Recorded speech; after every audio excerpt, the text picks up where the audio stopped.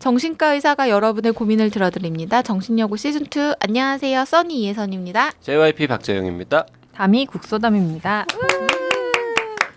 담이 국소담 선생님. 네. 그 일하는 병원 이름이나 한번 간만에 얘기할까요? 뭐 오목교 뭐 어디 있다 그랬는데. 네, 오목교역 8번 출구 연세누리 정신건강의학과에서 일하고 있습니다. 네. 원장님이 들으셨나요? 글쎄요. 말씀은 드렸는데 매우 기뻐하셨어요. 정신여고 시즌 2 대한신경정신의학회와 함께하고 있고요. 아까도 얘기했나요? 매주 화요일, 금요일, 네. 일요일 오전 10시에 10시에 업로드되고 있습니다. 네. 오늘의 사연은 30살 여자분이신데요. 그래도 될까? 님의 사연입니다. 네. 저는 30살 여자이고 현재 간호조무사로 근무하고 있습니다. 저는 작년 5월에 근무하던 의원에서 해고 통보를 받고 그 후 새로 입사한 의원에서 3주 만에 해고를 당했습니다. 다행히 현재 정신건강의학과에서 근무 중인데요.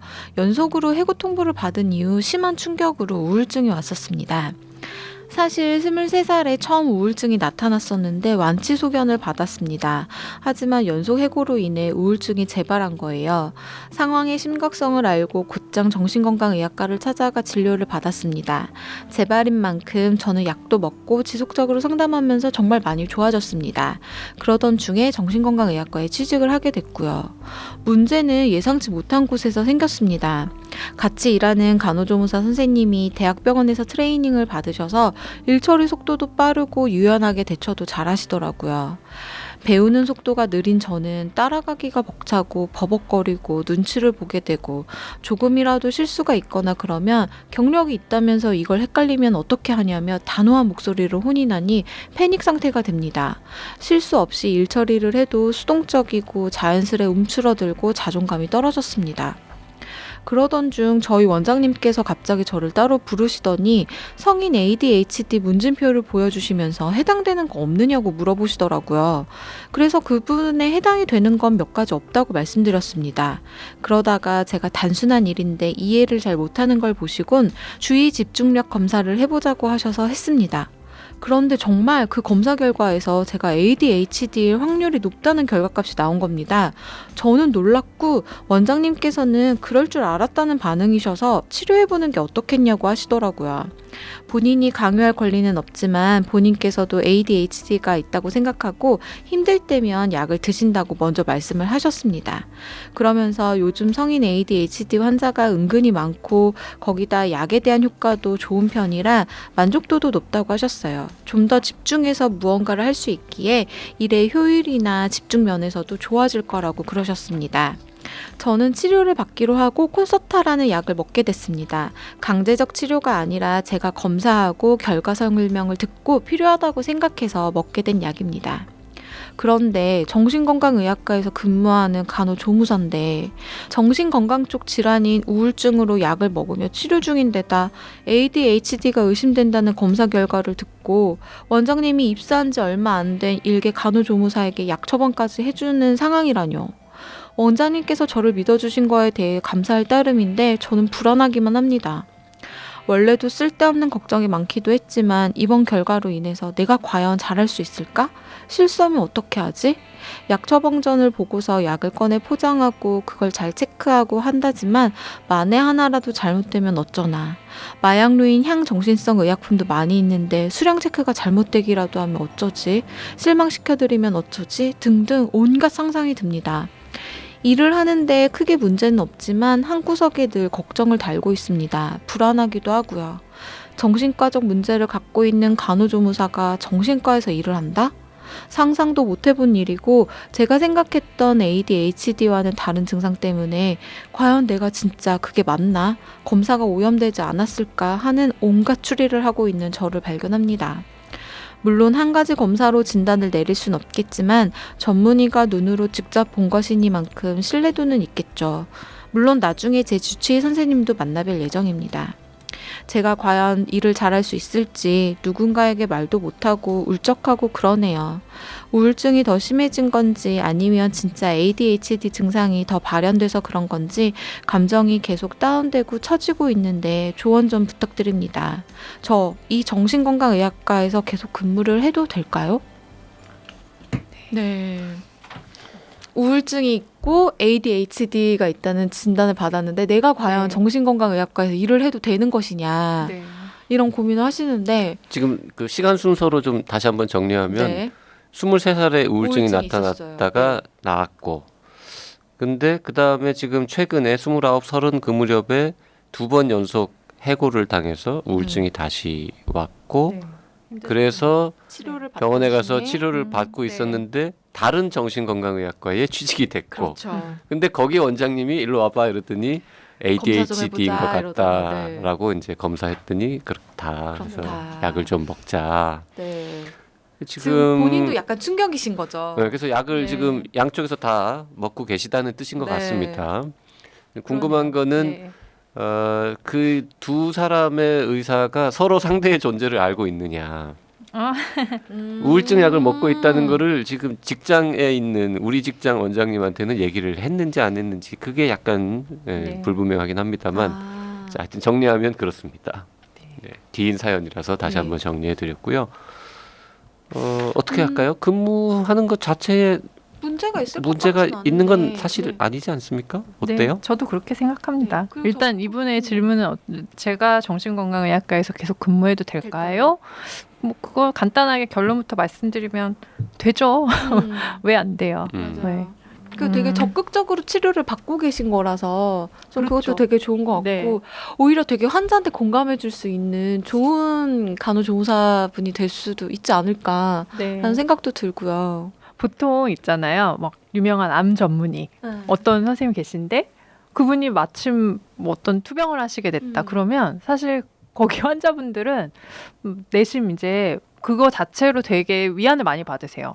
우리 선생님도 이런 나의 어려운 투병 생활을 잘 이해하실 수 있을 거야. 뭐 이렇게 극복하고 날 더 잘 치료해 줄 거야. 그러면서 오히려 이제 더 좋아한다는, 신뢰도 예, 받고. 그렇죠. 신뢰하는 면이 있는데 정신건강의학과는 조금 다른 것 같긴 해요.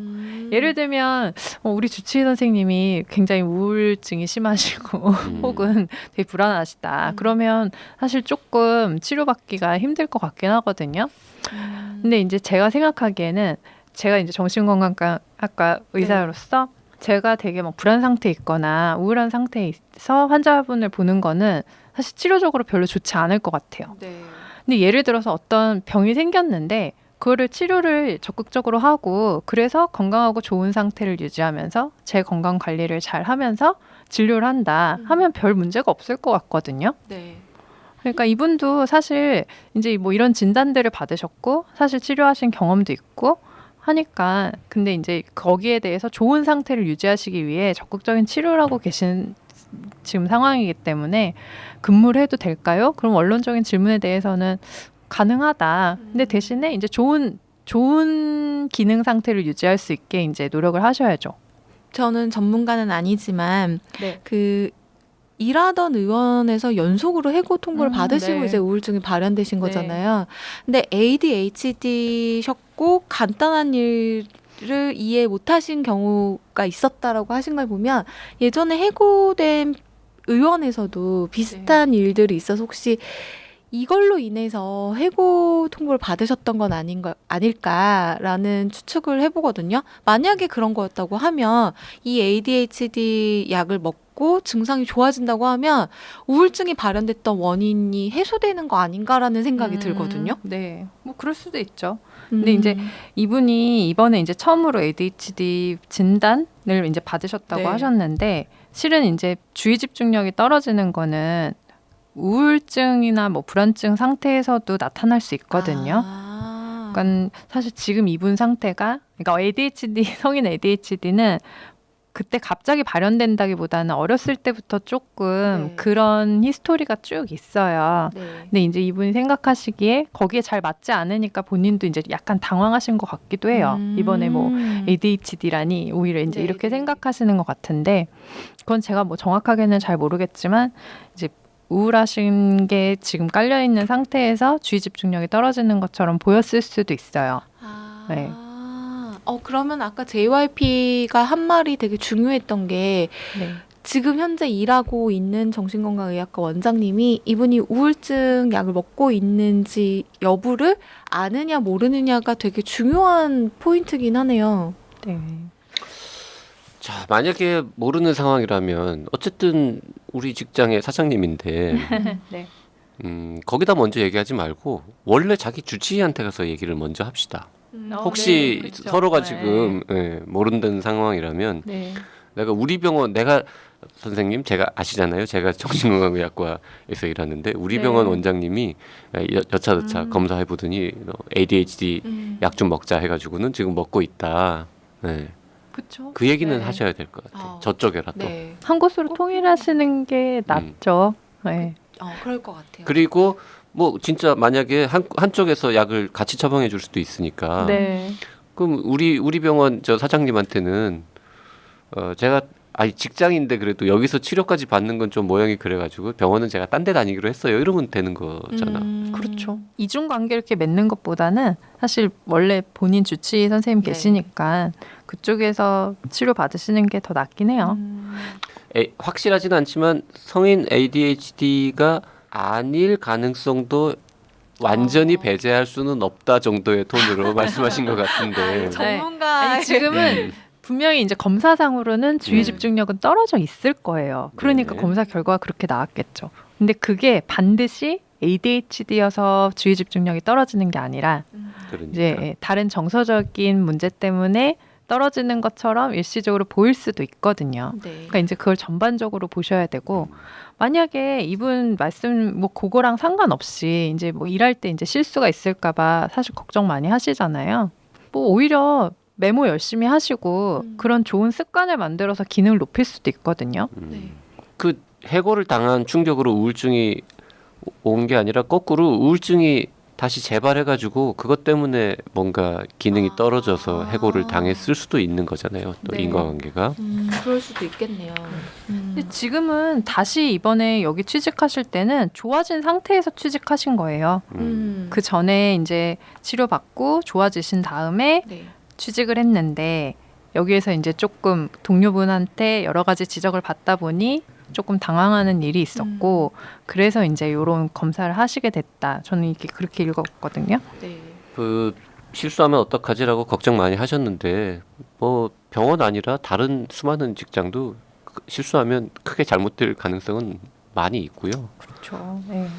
그리고 뭐 꼼꼼하게 챙기시긴 해야 돼요. 정신과적 문제를 갖고 있는 사람이 정신과에서 일을 하는 게 이상하다고 하셨는데 아니 뭐 당뇨병 걸린 의사는 당뇨병 환자 못 봅니까? 뭐 그런 거랑 맞아요. 크게 보면 비슷한 맞아요. 거니까 네. 네. 관리를 잘 하고 치료 잘 받으시면 뭐 거기서 일하시는 것 자체에 뭐 문제는 없을 것 같은데요. 더 건강해지시고 네. 네. 더 좋은 기능을 유지하시고 네. 그러면 오히려 도움이 되지 않을까 싶어요. 네. 자 오늘 여기까지 하겠습니다. 사연 보내실 분들은요. 나는 사다 카카오톡 라디오 골뱅이 doc.co.kr로 보내주시면 되고요. 사연을 보내실 때는 원하는 닉네임을 함께 알려주시기 바랍니다. 그리고 사연은 가능한 구체적으로 보내주시면 좋고요. 사연이 채택된 분에게는 커피 쿠폰 2장 드리고 있으니까 많이 참여해주세요.